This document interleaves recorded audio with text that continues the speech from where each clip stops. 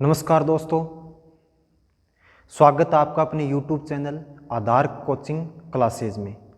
दोस्तों, next current affair की class के अंदर हम आज जो महत्वपूर्ण करंट अफेयर के जो क्वेश्चन हैं जो एग्जाम की दृष्टि से महत्वपूर्ण माने जाते हैं उनके बारे में बात करते हैं। सबसे पहले देखते हैं एक नंबर क्वेश्चन। एक नंबर क्वेश्चन आता है, विश्व में होम्योपैथी दिवस हर साल कब मनाया जाता है। मतलब मार्च अप्रैल के अंदर हम बात करें तो होम्योपैथी दिवस है वो कब मनाया जाता है। तो कब मनाया जाता है दोस्तों? 10 अप्रैल को। कब मनाया जाता है? 10 अप्रैल को मनाया जाता है। सबसे पहले तो क्या याद रखोगे कि 10 अप्रैल को विश्व होम्योपैथी दिवस मनाया जाता है। अब बात आती है कि इसके संस्थापक कौन है।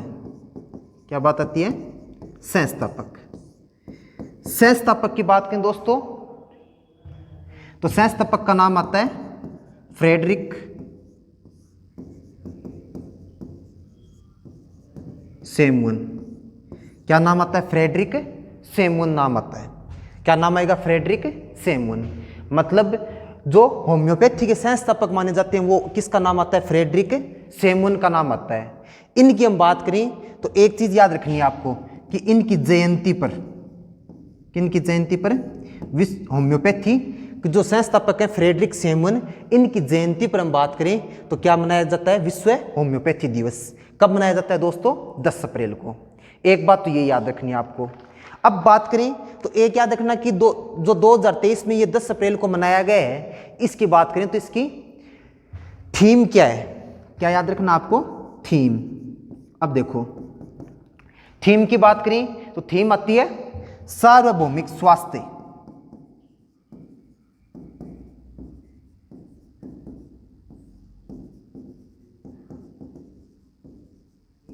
क्या नाम आता है? सार्वभौमिक स्वास्थ्य। एक स्वास्थ्य। क्या नाम आएगा? सार्वभौमिक स्वास्थ्य। एक स्वास्थ्य एक परिवार। सार्वभौमिक स्वास्थ्य, एक स्वास्थ्य एक परिवार विश्व होम्योपैथी दिवस की इस बार थीम रखी गई है। भारत में बात करें तो दोस्तों विश्व जो होम्योपैथी है विभाग है वो कौन से मंत्रालय के तहत आता है? तो हम बात करें तो 2014 में एक मंत्रालय की स्थापना की गई थी। उसकी बात करें तो क्या नाम आता है? आयुष मंत्रालय। क्या नाम आएगा? आयुष मंत्रालय नाम आता है। सबसे पहले तो आपको ये याद रखना है कि क्या नाम आता है? आयुष मंत्रालय। आयुष मंत्रालय की बात करें स्थापना कब हुई थी? 2014 में। वर्तमान में बात करें दोस्तों इसके मंत्री कौन है? सर्वानंद सोनोवाल।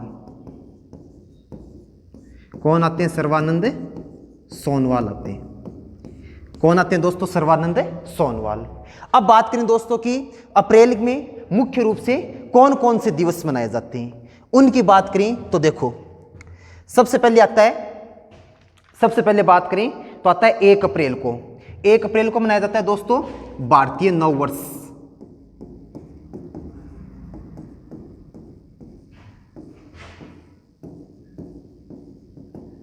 क्या मनाया जाता है? भारतीय नववर्ष मनाया जाएगा।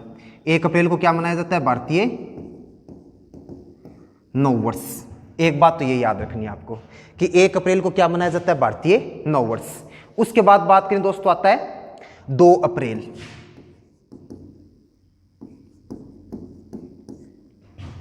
2 अप्रैल को मनाया जाता है दोस्तों विश्व ऑप्टिज्म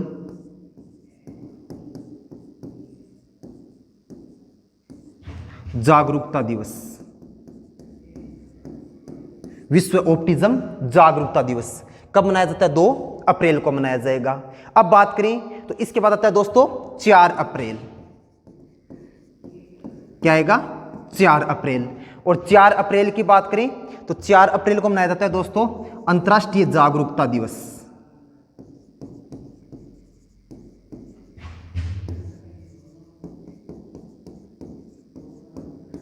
क्या मनाया जाएगा? अंतर्राष्ट्रीय जागरूकता दिवस।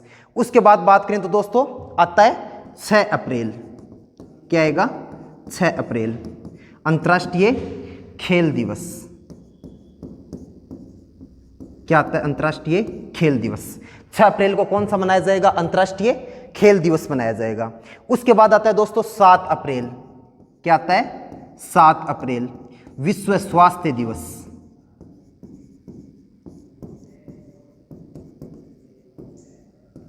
विश्व स्वास्थ्य दिवस। क्या नाम आता है? विश्व स्वास्थ्य दिवस। उसके बाद आता है 11 अप्रैल। 11 अप्रैल को मनाया जाएगा दोस्तों मातृभाषा दिवस। क्या मनाया जाता है? मातृभाषा दिवस। जबकि बात करें दोस्तों 10 अप्रैल को क्या मनाया जाता है? विश्व होम्योपैथी दिवस। अब बात करें उसके बाद आता है 13 अप्रैल। 13 अप्रैल की बात करें दोस्तों तो 13 अप्रैल को भारत में क्या हुई थी? एक दुर्घटना हुई थी, या मतलब बात करें तो एक घटना हुई थी। कौन सी? जलियांवाला बाग नरसंहार दिवस।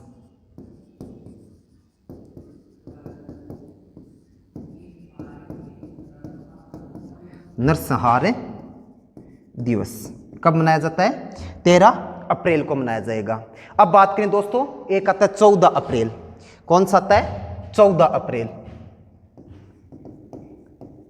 और 14 अप्रैल की बात करें तो विश्व अग्निशमन दिवस।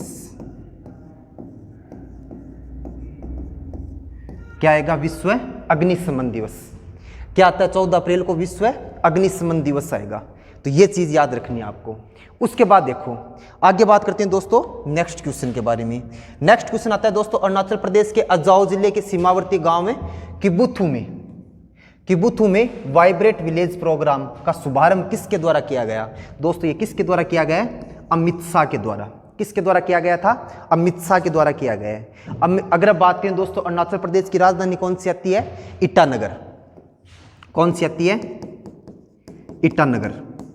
ठीक है, एक तो ये याद रखना ईटानगर क्या आती है? इसकी राजधानी आती है। एक तो ये याद रखना। एक दोस्तों सबसे इंपॉर्टेंट चीज क्या याद रखोगे? जैसे हम बात करें दोस्तों हिमालय की श्रृंखला आती है तो अरुणाचल प्रदेश के बाद हम बात करें तो ये किस ओर टर्न लेती है? दक्षिण की ओर टर्न लेगी। और यहाँ पे हम बात करें तो इनको क्या बोला जाता है? पूर्वांचल की पहाड़ियां। क्या बोला जाता है? पूर्वांचल की पहाड़ियां बोला जाएगा। क्या बोला जाता है? पूर्वांचल की पहाड़ियां। सबसे पहले बात करें दोस्तों कौन सा राज्य आता है यहाँ पर?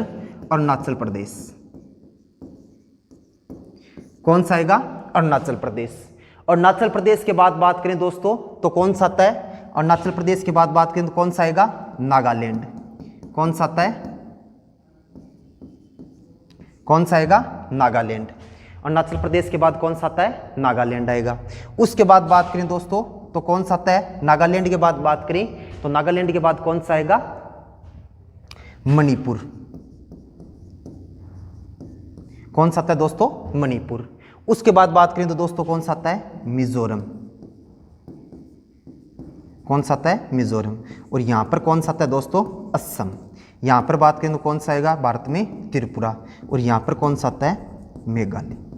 कौन सा आएगा? मेघालय। अब देखो अरुणाचल प्रदेश के अंदर हिमालय की जो पूर्वांचल की पहाड़ियां उनको क्या बोला जाता है? पटकोईबुरम। क्या बोला जाता है? पटकोईबुरम। अरुणाचल प्रदेश में क्या बोला जाएगा? पटकोईबुरम बोला जाएगा। उसके बाद बात करें दोस्तों आता है नागालैंड। नागालैंड में बात करें तो क्या बोला जाता है? नागा पहाड़ी। क्या बोला जाएगा? नागा पहाड़ी। नागालैंड में क्या बोला जाता है? नागा पहाड़ी। उसके बाद बात करें दोस्तों मणिपुर में क्या बोला जाएगा? मणिपुर की पहाड़ियां।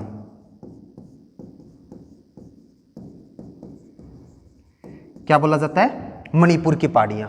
क्या बोला जाएगा? मणिपुर की पहाड़ियां। उसके बाद बात करें दोस्तों आता है मिजोरम। मिजोरम में क्या बोलेंगे? मिज्जो या लुसाई। क्या बोला जाता है? मिज्जो या लुसाई। जबकि असम में क्या बोला जाता है दोस्तों? इसको ब्रेल, मिक्कर और रेगमा। क्या बोला जाता है? ब्रेल, मिक्कर और रेगमा। तो ये चीज याद को ध्यान में रखनी है। अब बात करते हैं दोस्तों नेक्स्ट क्वेश्चन। नेक्स्ट क्वेश्चन की बात करें दोस्तों आता है हाल ही में विदेश मंत्री एस जयशंकर के द्वारा, हाल ही में विदेश मंत्री एस जयशंकर के द्वारा कौन से महाद्वीप की यात्रा पर मतलब गए हैं? यात्रा पर गए हैं। तो इसकी बात करें दोस्तों कौन से महाद्वीप की यात्रा पर गए हैं दोस्तों? अफ्रीका महाद्वीप। कौन से महाद्वीप की यात्रा पर गए हैं दोस्तों? अफ्रीका महाद्वीप की यात्रा पर गए हैं। अब देखो यहां पर बात करें तो दोस्तों ये यात्रा कितने दिन की रहेगी? सबसे पहले तो बात करें दोस्तों 10 अप्रैल से 15 अप्रैल तक, 10 अप्रैल से 15 अप्रैल 2023 तक रहेगी। 10 अप्रैल से 15 अप्रैल 2023 तक यात्रा रहेगी। उसके बाद बात करें दोस्तों, तो सबसे पहले तो बात करते हैं दोस्तों अफ्रीका महाद्वीप के बारे में। किसके बारे में बात करते हैं? अफ्रीका महाद्वीप के बारे में बात करते हैं। अफ्रीका महाद्वीप की बात करें दोस्तों, तो आपको यह चीज याद रखनी है कि इसको क्या क्या कहा जाता है। एक तो बोला जाता है दोस्तों अंध महाद्वीप। क्या बोला जाता है? अंध महाद्वीप। एक इसको क्या बोला जाता है? भविष्य का महाद्वीप। क्या बोला जाएगा? भविष्य का महाद्वीप। क्या बोला जाता है? भविष्य का महाद्वीप। उसके बाद बात करें दोस्तों, क्या बोला जाता है? एक बोला जाता है काला महाद्वीप। क्या बोला जाएगा? काला महाद्वीप। क्या बोला जाता है? काला महाद्वीप। एक बोला जाता है गर्म महाद्वीप। क्या बोला जाएगा? गर्म महाद्वीप। उसके बाद बात करें दोस्तों, तो एक क्या बोला जाता है? एक बोला जाता है इसको मानव का जन्म स्थान।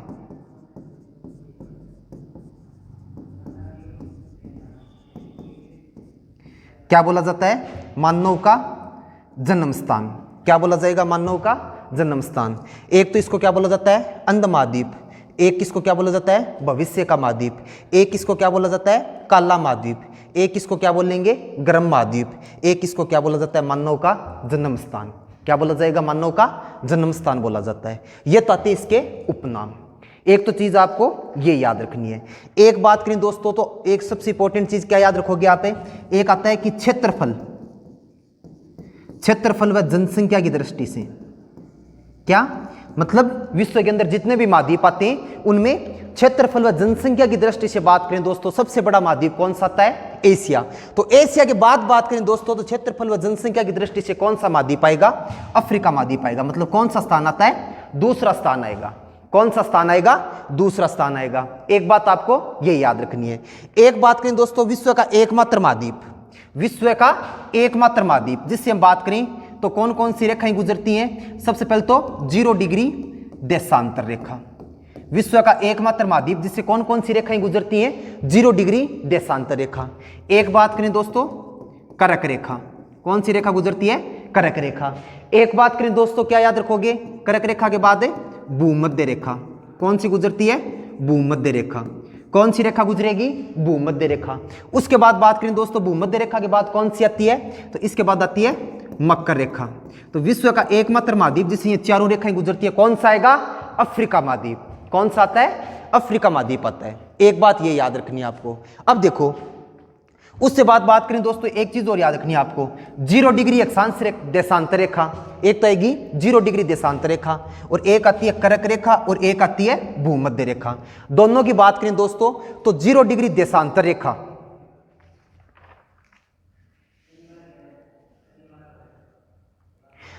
अब देखो, सबसे पहले बात करें दोस्तों 0 डिग्री देशांतर और कर्क रेखा, ये अफ्रीका में कहां पे काटती हैं दोनों एक दूसरे को? अल्जीरिया में। कहां पर काटेंगी? अल्जीरिया में काटती हैं। कहां पर काटती हैं? अल्जीरिया में। जबकि बात करें दोस्तों भूमध्य रेखा और 0 डिग्री देशांतर रेखा, ये इन दोनों की बात करें दोस्तों कहां पे काटती हैं? अंध महासागर। अंध महासागर में बात करें तो कौन सी खाड़ी? गिन्नी की खाड़ी में। कौन सी खाड़ी में आती हैं दोस्तों? गिन्नी की खाड़ी में आती हैं। कहां पर आती हैं? अंध महासागर में, गिन्नी की खाड़ी में काटेंगी। एक तो आपको सबसे इंपॉर्टेंट चीज ये याद रखनी है। उसके बाद देखो, विश्व का एकमात्र महाद्वीप जो चारों गोलार्धों में स्थित है, विश्व का एकमात्र महाद्वीप जो कहां पे स्थित है? चारों गोलार्धों में स्थित है। एकमात्र महाद्वीप जो चारों गोलार्धों में स्थित है। एक बात ये याद रखनी है कि विश्व का एकमात्र कौन सा महाद्वीप आएगा? अफ्रीका महाद्वीप, जो कितने गोलार्धों में स्थित है? चारों गोलार्धों के अंदर आएगा। एक बात है ये याद रखनी है। एक बात करें दोस्तों, अफ्रीका महाद्वीप से कौन सा क्वेश्चन बनेगा? एक नाम आता है जिब्राल्टर जल संधि। क्या नाम आता है? जिब्राल्टर जल संधि। क्या नाम आएगा? जिब्राल्टर जल संधि। एक तो ये याद रखना है। एक नाम आता है दोस्तों बाब अल मदेव जल संधि। बाब अल मदेव जल संधि। सबसे पहले देखो, जिब्राल्टर जल संधि की बात करें दोस्तों, तो इसकी बात करें तो ये कहां पर है? इसकी बात करें तो ये आती है भूमध्य सागर। भूमध्य सागर और किसको जोड़ती है? एक जोड़ती है किसको दोस्तों? भूमध्य सागर, और एक जोड़ेगी अंध महासागर को। किसको जोड़ती है? भूमध्य सागर और अंध महासागर को। इन दोनों को तो क्या करती है? जोड़ती है। जबकि बात करें दोस्तों, यूरोप का कौन सा देश आता है? स्पेन। कौन सा आएगा? स्पेन। जबकि बात करें अफ्रीका महाद्वीप का कौन सा आता है? मोरक्को। कौन सा आता है? मोरक्को। इन दोनों को क्या करेगी? अलग करेगी। यूरोप का कौन सा आएगा? स्पेन। जबकि अफ्रीका का कौन सा आता है? मोरक्को। इन दोनों को क्या करती है दोस्तों? अलग करने का कार्य करती है। अब देखो, एक बात करें दोस्तों, एक नाम आता है बाब अल मदेव जल संधि। इसकी बात करें दोस्तों, सबसे इंपॉर्टेंट चीज तो क्या है? एक तो बात करें तो ये एक तरफ तो जोड़ती है लाल सागर। कौन सा आता है? लाल सागर। और एक तरफ बात करें तो कौन सी आती है? अंदन की खाड़ी। कौन सी आती है? अंदन की खाड़ी। अब देखो, लाल सागर की बात करें तो कौन से महाद्वीप में आएगा? अफ्रीका में। कौन से में आता है दोस्तों? अफ्रीका में। अंदन की खाड़ी की बात करें कौन से में आता है? एशिया में। कौन से में आता है? एशिया में। इसलिए बात करें एशिया और अफ्रीका महाद्वीप को जोड़ने वाली जल संधि कौन सी आती है दोस्तों? बाप अल मदेव जल संधि। एक बात करें जिसको क्या बोलते हैं? आंसुओं का प्रवेश द्वार। एक ये बात याद रखनी है, ठीक है। उसके बाद देखो, एक बात करें दोस्तों तो एक आती है इसके अंदर स्वेज नहर। कौन सी आती है दोस्तों? स्वेज नहर। निर्माता की बात करें तो दोस्तों कौन आता है? De Lesseps. क्या नाम आएगा? De Lesseps. निर्माण की बात करें तो कब हुआ था इसका निर्माण? 1859 में शुरू हुआ था। पूर्ण कब हुआ था? 1869 में। एक चीज ये याद रखनी है। अब बात करें तो ये भूमध्य सागर को किससे जोड़ेगी दोस्तों? लाल सागर से। भूमध्य सागर को किससे जोड़ती है? लाल सागर से जोड़ने का कार्य करती है। किससे जोड़ेगी? भूमध्य सागर को लाल सागर से। राष्ट्रीयकरण की बात करें दोस्तों तो वर्तमान में किसके अधिकार क्षेत्र में आती है? मिस्र। किसके अधिकार क्षेत्र में? मिस्र। और क्या बोलते हैं? मिस्र का वरदान। एक बात ये याद रखना आपको। अब देखो, एक चीज बात करें तो एक याद रखना कि इसके अंदर कुछ झीलें बनी हुई हैं, जिसकी बात करें तो नाम आता है मंजला। क्या नाम आता है? मंजला। तिमासा। क्या नाम आएगा? तिमासा। Great bitter. क्या नाम आता है? Great bitter. और एक नाम आता है लिटिल बिटर। ये बात याद रखनी है। अब बात करें दोस्तों कि ये जो अफ्रीका महाद्वीप है, इसके अंदर हम बात करें तो एस जयशंकर, इसमें बात करें तो एस जयशंकर है, वो कौन से 2 देशों की यात्रा पर गए? यहां पे बात करें ये 2 देशों की यात्रा पर गए। कौन से महाद्वीप में? अफ्रीका महाद्वीप में। अब देखो, यहां पर बात करें तो अफ्रीका महाद्वीप में 2 देश आते हैं। एक तो नाम आता है युगांडा। क्या नाम आता है? युगांडा। एक तो कहां पर जाएंगे? युगांडा में। और एक बात करें दोस्तों तो कहां पर जाएंगे? एक नाम आता है मोजाम्बिक। क्या नाम आता है? मोजाम्बिक। तो 2 देशों की यात्रा पर गए, युगांडा और मोजाम्बिक। एक तो युगांडा और एक कौन सा आता है दोस्तों? मोजाम्बिक। अब देखो, यहां पर बात करें तो सबसे पहले तो नाम आएगा दोस्तों युगांडा। क्या नाम आता है? युगांडा। क्या नाम आएगा? युगांडा। युगांडा की बात करें दोस्तों तो युगांडा में कब से कब तक रहेंगे? युगांडा में रहेंगे दोस्तों 10 से 12 अप्रैल। 10 से 12 अप्रैल तक। कब से कब तक रहते हैं? 10 से 12 अप्रैल तक रहेंगे। कहां पर रहेंगे? युगांडा के अंदर रहेंगे। कहां पर रहेंगे दोस्तों? युगांडा में। युगांडा में हम बात करें तो इनके समकक्ष, समकक्ष का मतलब युगांडा के विदेश मंत्री। युगांडा के विदेश मंत्री। और युगांडा के विदेश मंत्री की बात करें तो उनसे क्या करेंगे? मुलाकात करेंगे। और उनकी बात करें तो उनका नाम आता है जे ओडोगो। क्या नाम आता है? जे ओडोगो। इनसे क्या करेंगे? मुलाकात करेंगे। अब बात करें वहां पे हम बात करें दोस्तों तो एक पारगमन का उद्घाटन किया जाएगा। किसका? फोरेंसिक विज्ञान।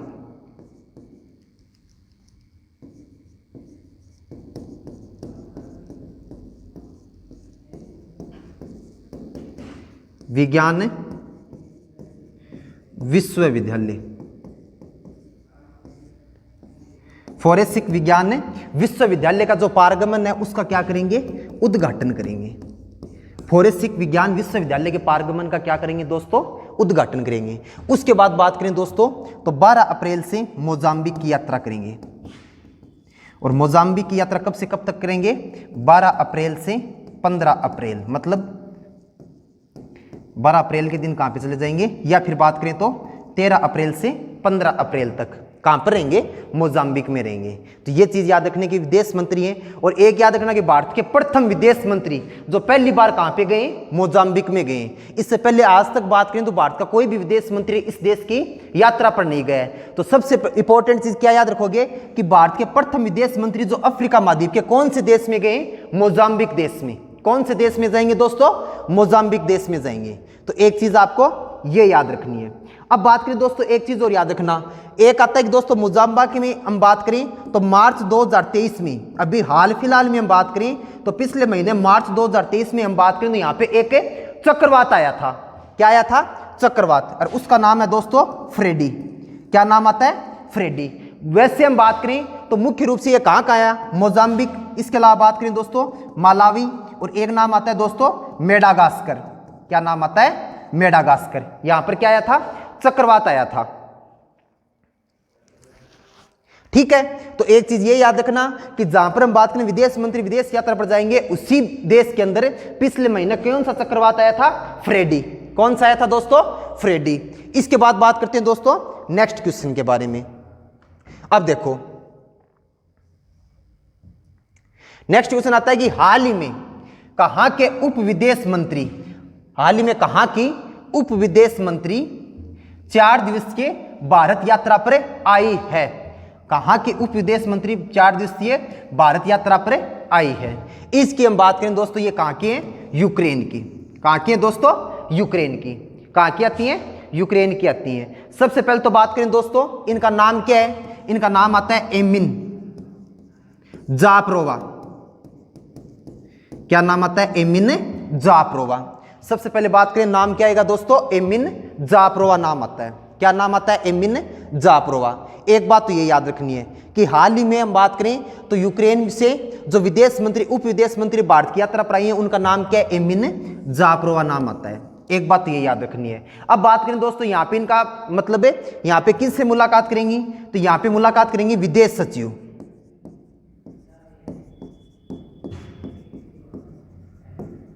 कहां पर? विदेश सचिव। और विदेश सचिव की बात करें तो क्या नाम आता है दोस्तों? संजय। क्या नाम आएगा? संजय वर्मा। क्या नाम आता है? संजय वर्मा। ये क्या आते हैं? यहाँ के विदेश मंत्री। तो भारत के विदेश सचिव संजय वर्मा से क्या करेंगी? मुलाकात करेंगी। अब बात करें दोस्तों, एक चीज और याद रखनी है आपको साथ में। सबसे पहले तो बात करें तो वर्तमान में यूक्रेन क्यों चर्चा में है? क्योंकि रशिया के द्वारा इसके ऊपर क्या किया गया है? आक्रमण किया गया है। एक बात ये याद रखना।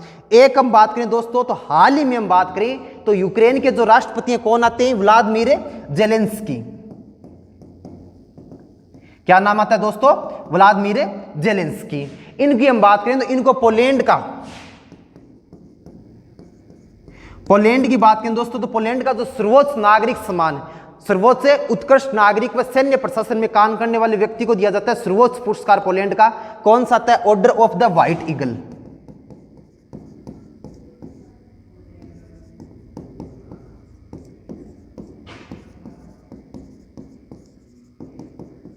Order of the white eagle. इससे किसको सम्मानित किया गया था? जेलेंस्की को सम्मानित किया गया था। किसको सम्मानित किया गया था दोस्तों? जेलेंस्की को सम्मानित किया गया था। एक बात तो ये याद रखनी है आपको। एक बात करें दोस्तों, यूक्रेन है वो कौन से देश महाद्वीप के अंदर आता है? यूरोपीय महाद्वीप में। कौन से महाद्वीप में आता है? यूरोपीय महाद्वीप में आता है। यूक्रेन की राजधानी की बात करें दोस्तों कौन सी आती है? क्यू। कौन सी आएगी? क्यू। राजधानी कौन सी आती है? क्यू। यूरोपीय महाद्वीप की बात करें दोस्तों तो यूरोपीय महाद्वीप वो क्षेत्रफल की दृष्टि से कौन सा स्थान आता है? छठा स्थान। कौन सा आएगा? छठा स्थान। जनसंख्या की दृष्टि से बात करें दोस्तों कौन सा स्थान आता है? तीसरा स्थान। कौन सा आएगा? तीसरा स्थान। क्षेत्रफल की दृष्टि से बात करें कौन सा आएगा? छठा स्थान। और जनसंख्या की दृष्टि से यूरोप का कौन सा स्थान आता है दोस्तों? तीसरा स्थान आएगा। कौन सा आता है? तीसरा स्थान। अब देखो आगे बात करें तो एक बात और याद रखना। एक हम बात करें दोस्तों तो यूरोप को क्या बोला जाता है? प्रायद्वीपों का प्रायद्वीप। क्या बोला जाएगा? प्रायद्वीपों का प्रायद्वीप। क्या बोला जाएगा? प्रायद्वीपों का प्रायद्वीप। एक बात करें यूरेशिया का प्रायद्वीप।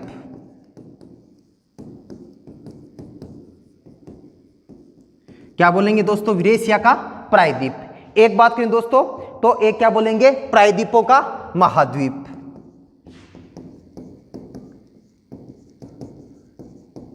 कौन सा आता है प्रायद्वीपों का महाद्वीप। एक तो ये बात याद रखना। एक बात करें दोस्तों तो यूरोप से कौन सी अक्षांश रेखा गुजरती है, 66.5 डिग्री उत्तरी आर्कटिक अक्षांश रेखा।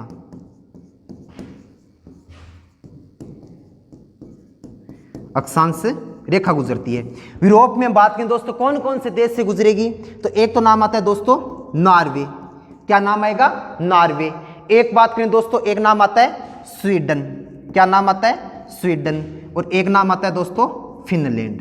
क्या नाम आता है, फिनलैंड। एक तो नॉर्वे, एक स्वीडन और एक क्या नाम आएगा, फिनलैंड नाम आएगा। एक बात तो ये याद रखनी। एक बात करें दोस्तों तो एक चीज ये याद रखना आप है कि जो 66 डिग्री उत्तरी अक्षांश रेखा है उसके उत्तर में बात करें तो विश्व की सबसे उत्तरतम राजधानी, क्या नाम आता है दोस्तों, विश्व की सबसे उत्तरतम राजधानी आती है। उसकी बात करें कौन सी आती है दोस्तों, रेमजाविका। क्या नाम आएगा, रेमजाविका। क्या नाम आता है दोस्तों, रेमजाविका। अब बात करें दोस्तों ये कहां की राजधानी है, क्या नाम आता है, ये कहां की राजधानी है। तो दोस्तों कहां की राजधानी है, आइसलैंड की। कहां की है दोस्तों, आइसलैंड की राजधानी है। कहां की आती है दोस्तों, आइसलैंड की राजधानी आएगी। एक बात करें दोस्तों फिनलैंड को क्या कहा जाता है, जिलों की वाटिका। क्या बोला जाएगा, जिलों की वाटिका बोला जाता है। क्या बोला जाता है, जिलों की वाटिका। एक बात करें तो इसको क्या बोलेंगे, हजारों जिलों का देश।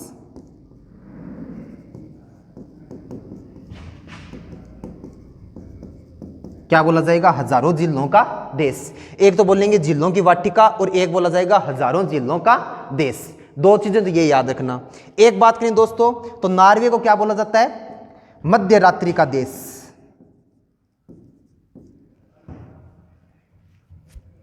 मध्य रात्रि के सूर्यों का देश। मध्य रात्रि के सूर्यों का देश। जबकि बात करें दोस्तों आइसलैंड को क्या बोला जाता है, मध्य रात्रि के सूर्यों का द्वीप।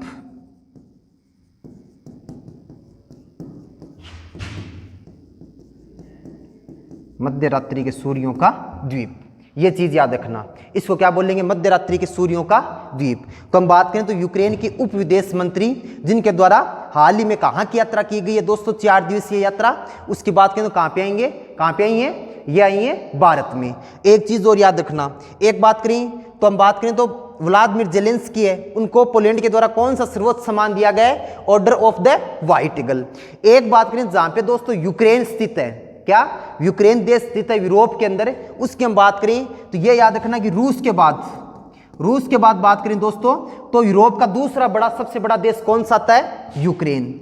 रूस के बाद बात करें तो क्षेत्रफल की दृष्टि से यूरोप का दूसरा सबसे बड़ा देश कौन सा आता है दोस्तों, यूक्रेन आएगा। कहां का, यूरोप का। एक बात करें तो यूरोप के अंदर यूक्रेन से लेकर मध्य एशिया तक, यूक्रेन से लेकर मध्य एशिया तक बात करें तो एक शीतोष्ण कटिबंधीय घास के मैदान पाए जाते हैं। क्या पाए जाते हैं, शीतोष्ण कटिबंधीय घास के मैदान। इनकी बात करें दोस्तों इनको क्या बोला जाता है, स्टेपीज। क्या बोला जाएगा, स्टेपीज। हम बात करें तो दोस्तों ये कहां पर है, यूक्रेन में। शीतोष्ण कटिबंधीय घास के मैदान क्या कहलाते हैं, स्टेपीज। इनको क्या कहा जाता है दोस्तों, विश्व का अन्न भंडार। क्या बोला जाएगा, विश्व का अन्न भंडार। एक बात करें तो इसको क्या बोलते हैं दोस्तों, रोटी की डलिया। क्या बोला जाएगा, रोटी की डलिया। या फिर बात करें दोस्तों इसको क्या बोला जाता है, bread basket of the world. क्या बोला जाता है, bread basket of the world. एक चीज ये याद रखना, इन्हीं शीतोष्ण कटिबंधीय घास के मैदानों की बात करें तो इनको हंगरी में क्या बोला जाता है दोस्तों, पुस्ताज। क्या बोला जाएगा, पुस्ताज। और इनकी हम बात करें तो यहां पे इनको क्या कहा जाता है, गेहूं का स्टोर हाउस।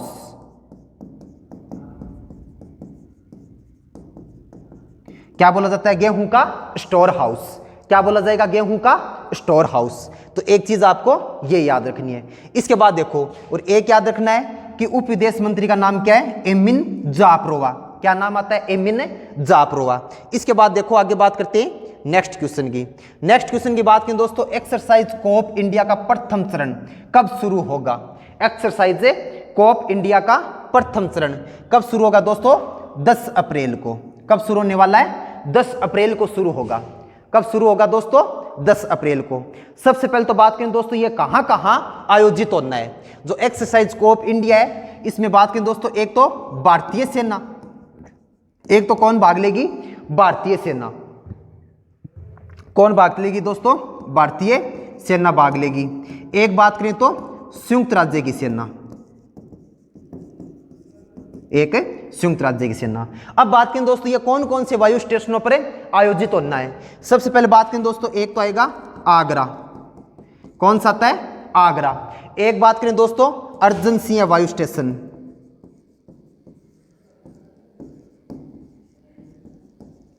अर्जन सिंह वायु स्टेशन। इसकी बात करें दोस्तों कहां पे है, पानागढ़, पश्चिम बंगाल।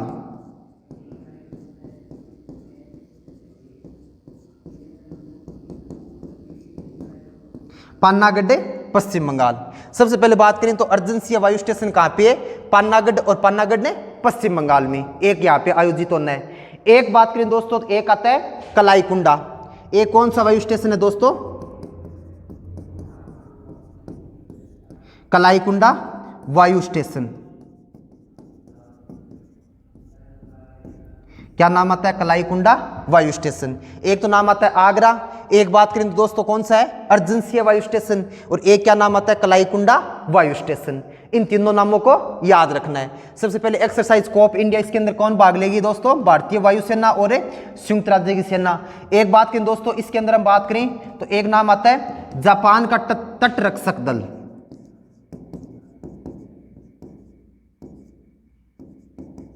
ये भी इसके अंदर क्या भाग लेगा, भाग लेने वाला है। प्रथम चरण कब शुरू होना है दोस्तों, 10 अप्रैल को। कब शुरू होगा दोस्तों, 10 अप्रैल को होगा। एक बात करें दोस्तों तो एक चीज याद रखना, एक हम बात करें तो पहली बार एक्सरसाइज स्कोप इंडिया, पहली बार एक्सरसाइज स्कोप इंडिया, उसकी बात करें दोस्तों तो कब आयोजित किया गया था, 2004 में। पहली बार एक्सरसाइज स्कोप इंडिया का जो आयोजन किया गया था, ये कब किया गया था दोस्तों, 2004 में। और 2004 में कहां पे आयोजित किया गया था दोस्तों, ग्वालियर। कहां पर किया गया था, ग्वालियर एमपी में आयोजन किया गया था, ग्वालियर एमपी में।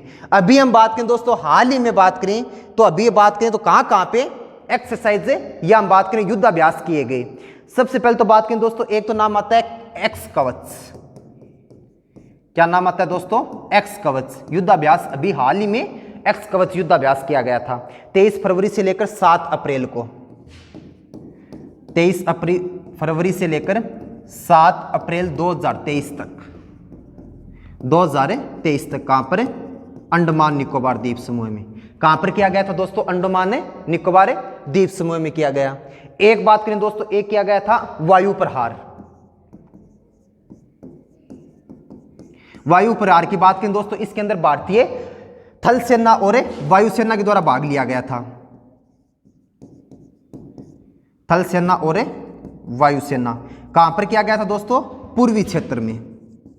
कहां पर किया गया था, भारत के पूर्वी क्षेत्र में, line of actual control, LAC के पास। कहां पर किया गया था दोस्तों, एलएसी के पास किया गया था, लाइन ऑफ एक्चुअल कंट्रोल के पास से इसका आयोजन किया गया। अन्य हम बात करें दोस्तों कि भारत के अंदर और कौन कौन से युद्धाभ्यास किए जाते हैं, उनकी बात करें तो सबसे पहले तो नाम आता है दोस्तों, एक वायु अभ्यास आता है डेजर्ट नाइट। क्या नाम आता है दोस्तों, डेजर्ट नाइट। डेजर्ट नाइट की बात करें दोस्तों तो यह भारत और फ्रांस के मध्य किया जाता है। किसके मध्य किया जाएगा, भारत और फ्रांस के मध्य। डेजर्ट नाइट किसके मध्य किया जाता है दोस्तों, भारत और फ्रांस के मध्य। एक बात करें दोस्तों तो एक आता है त्रिसेवा उभयचर संयुक्त युद्धाभ्यास। त्रिसेवा उभयचर संयुक्त युद्धाभ्यास। इसकी बात करें दोस्तों, इसके अंदर केवल भारत की सेना भाग लेती है, और भारत की तीनों सेनाएं आती हैं। एक तो नाम आता है थल सेना। क्या नाम आता है, थल सेना। एक बात करें दोस्तों, एक आती है नौसेना। कौन आएगी, नौसेना। और एक बात करें तो दोस्तों वायुसेना। क्या नाम आती है, वायुसेना। थल सेना, नौसेना और वायुसेना। इन तीनों की बात करें दोस्तों तो त्रिसेवा उभयचर संयुक्त युद्धाभ्यास से यहां पर इनके द्वारा किया जाता है। उसके बाद बात करें तो दोस्तों एक नाम आता है बोंगो सागर। क्या नाम आता है दोस्तों? बोंगो सागर। बोंगो सागर की बात करें दोस्तों, ये किसके मध्य किया जाता है? भारत और बांग्लादेश के मध्य। भारत और बांग्लादेश किसके मध्य किया जाएगा दोस्तों? भारत और बांग्लादेश के मध्य किया जाता है। कौन सा किया जाता है दोस्तों? बोंगो सागर। एक बात करें दोस्तों, एक नाम आता है हैंड इन हैंड।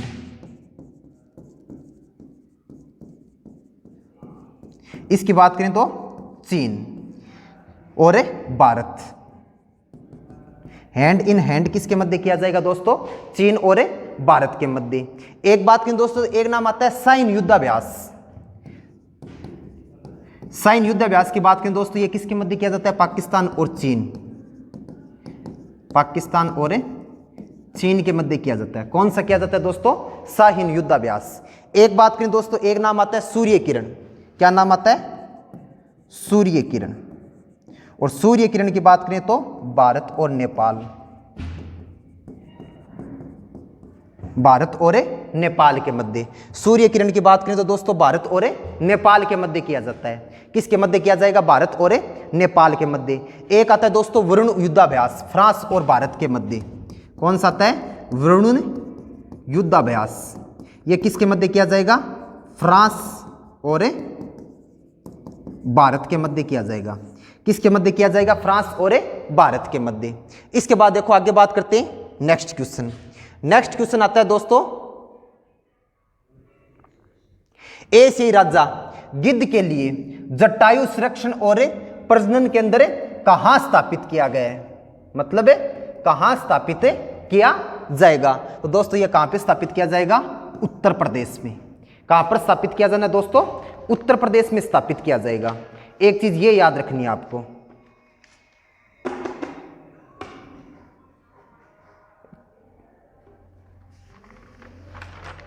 कहां पर स्थापित किया जाना है? उत्तर प्रदेश में स्थापित किया जाएगा। सबसे पहले तो देखो दोस्तों, एक चीज तो ये याद रखना कि इसके अंदर हम बात करें तो जो तकनीक है, हम बात करें तो वन विभाग है ना, वो तकनीक में किसका मार्गदर्शन लेगा? वन विभाग के द्वारा हम बात करें दोस्तों, जो तकनीकी मार्गदर्शन है,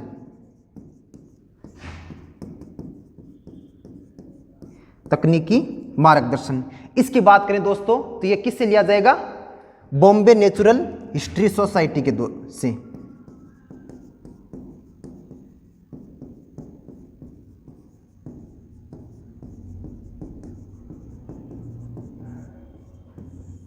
बॉम्बे नेचुरल हिस्ट्री सोसाइटी के द्वारा इसके मतलब है मार्गदर्शन दिया जाएगा।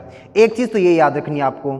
एक बात करें दोस्तों तो एक चीज याद रखना कि जो गिद्ध है ना, जिसकी हम बात करें, जिसको क्या बोला जाता है? एशिया का राजा। क्या बोला जाता है? एशिया का राजा बोला जाएगा। क्या बोला जाता है दोस्तों? एशिया का राजा। इसकी बात करें दोस्तों तो ये कहां का राज्य पक्षी है? राजस्थान का। कहां का था दोस्तों? राजस्थान का राज्य पक्षी है। कहां का है दोस्तों? राजस्थान का। कहां का आता है? राजस्थान का राज्य पक्षी है। एक चीज ये याद रखना। उसके बाद देखो दोस्तों आगे बात करते हैं नेक्स्ट क्वेश्चन के बारे में। नेक्स्ट क्वेश्चन की बात करें तो हाल ही में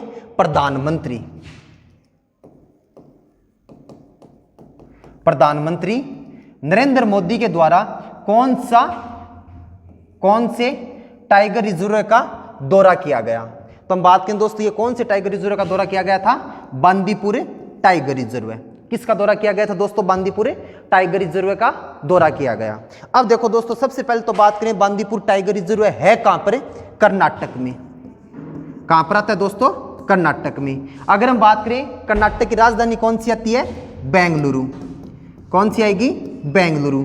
एक बात करें तो एक चीज और याद रखना, एक नाम आता है राज्यपाल।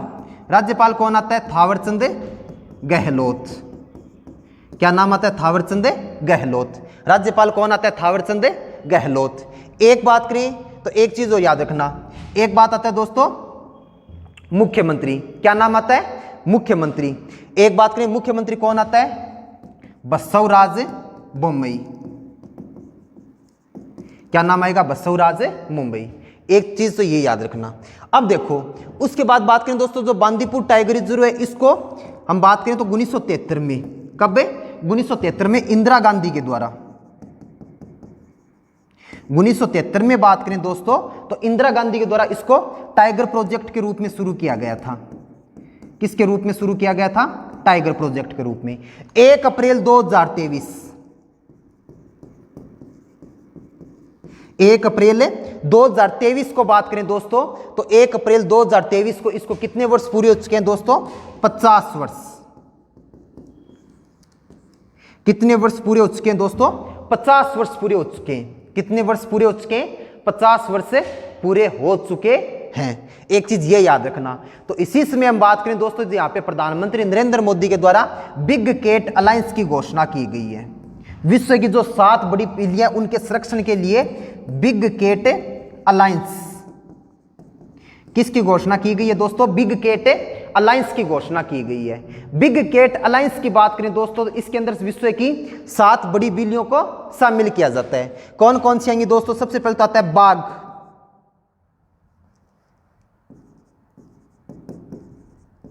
चित्ता, तेंदुआ, एक नाम आता है हिम तेंदुआ,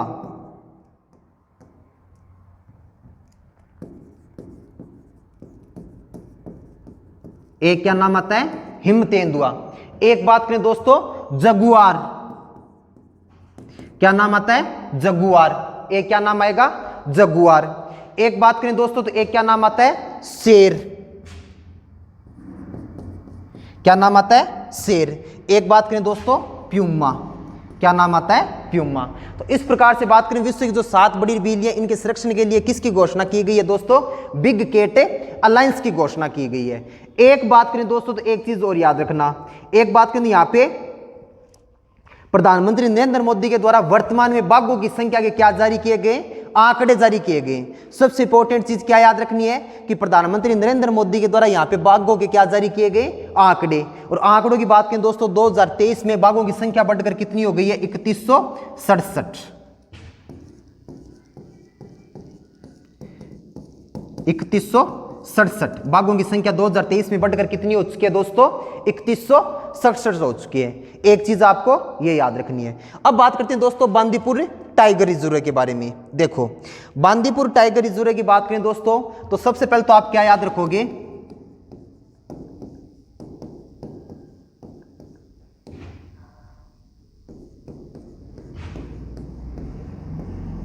बांदीपुर टाइगर रिजर्व है। सबसे पहले तो बात करें दोस्तों कहां पर है? कर्नाटक में। कहां पर आता है? कर्नाटक में। एक चीज और क्या याद रखनी है, हम बात करें तो भारत का प्रथम डाइवर्सिटी, भारत का प्रथम बात करें तो बायोडाइवर्सिटी वो किसको घोषित किया गया था दोस्तों? प्रथम जैव विविधता संरक्षण किसको घोषित किया गया था? नीलगिरी की पहाड़ियों को। किसको किया गया था दोस्तों? नीलगिरी की पहाड़ियों को किया गया था। एक चीज तो ये याद रखनी है आपको, किसको घोषित किया गया था? नीलगिरी की पहाड़ियों को घोषित किया गया। उसकी हम बात करें तो उसी बायोडाइवर्सिटी में किसको शामिल किया जाता है दोस्तों? बांदीपुर टाइगर रिजर्व में शामिल किया जाता है। नीलगिरी की पहाड़ियों को दोस्तों बात करें तो कब घोषित किया गया था? 1986 में घोषित किया गया था। क्या घोषित किया गया था? जैव संरक्षण क्षेत्र। अब बात करें दोस्तों सबसे इंपॉर्टेंट चीज क्या याद रखोगे कि जब इसको 1986 में प्रथम जैव संरक्षण घोषित किया गया तो उसके बाद हम बात करें तो भारत का प्रथम जैव संरक्षित क्षेत्र जिसको यूनेस्को की विश्व धरोहर सूची में शामिल किया गया था, यूनेस्को की विश्व धरोहर सूची में शामिल किया गया।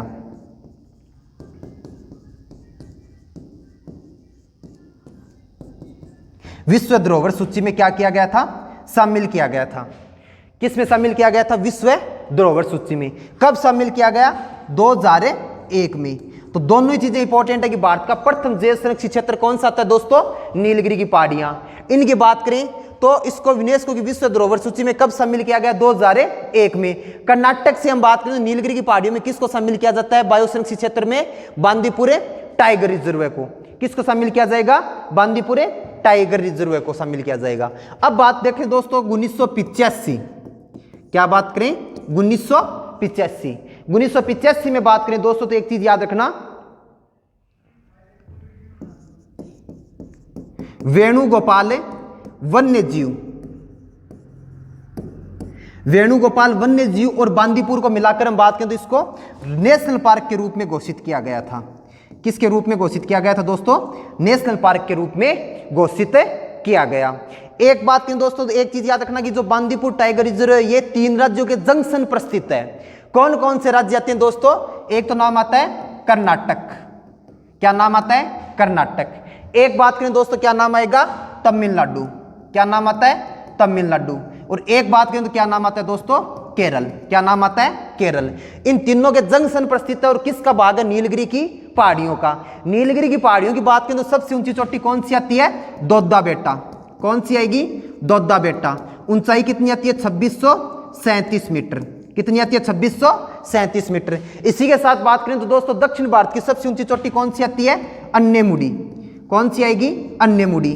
कौन, ऊंचाई कितनी आती है? 2695 मीटर। कितनी आएगी? 2695 मीटर। एक बात करें दोस्तों तो पश्चिमी घाट में कर्नाटक की सबसे ऊंची चोटी कौन सी आती है? कुद्रेमुख। कौन सी आएगी? कुद्रेमुख। कौन सी आती है? कुद्रेमुख। और एक बात करें दोस्तों तो एक चीज याद रखना कि जो बांदीपुर क्षेत्र है, बांदीपुर क्षेत्र की बात करें दोस्तों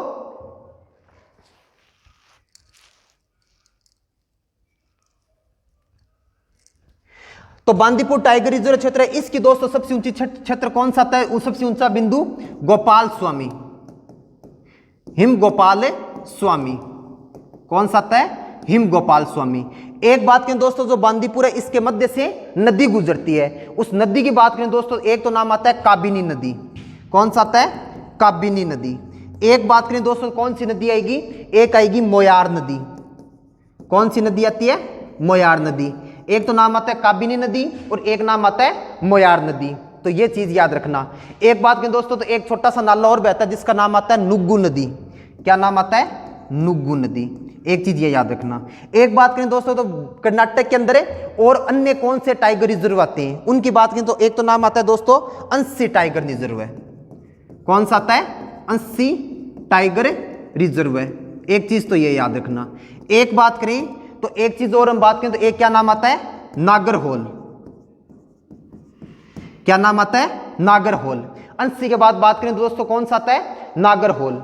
और एक बात करें दोस्तों एक क्या नाम आएगा? भद्रा टाइगर रिजर्व है। क्या नाम आता है? भद्रा टाइगर रिजर्व है। तो इस प्रकार से बात करें तो दोस्तों वर्तमान में भारत के प्रधानमंत्री नरेंद्र मोदी के द्वारा कौन से टाइगर रिजर्व का दौरा किया गया था? बांदीपुर टाइगर रिजर्व का दौरा किया गया। तो आज हमारी करंट अफेयर की क्लास यहीं पे समाप्त होती है। कल हम बात करेंगे नेक्स्ट क्वेश्चन के बारे में।